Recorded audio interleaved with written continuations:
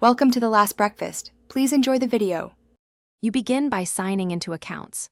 Google.com so you can change settings at the source. This avoids scattered controls. Once signed in, click Data and Privacy in the left menu because it gathers activity, ad, and sharing controls in one place. Make sure you have any two-factor device or backup email ready. Google may ask you to verify your identity before showing sensitive toggles.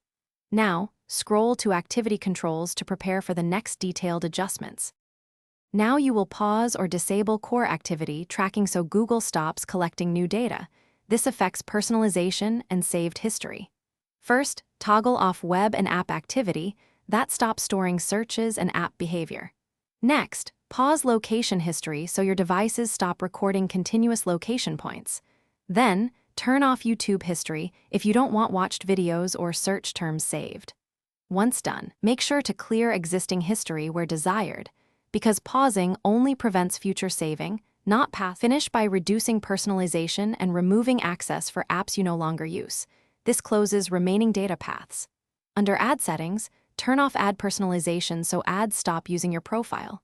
Then go to Security, find third-party apps with account access, and revoke any unneeded permissions.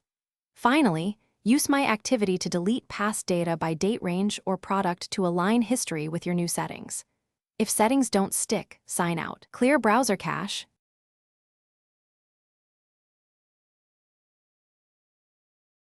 Thanks for watching. If this was helpful, leave a like and consider subscribing. See you next time.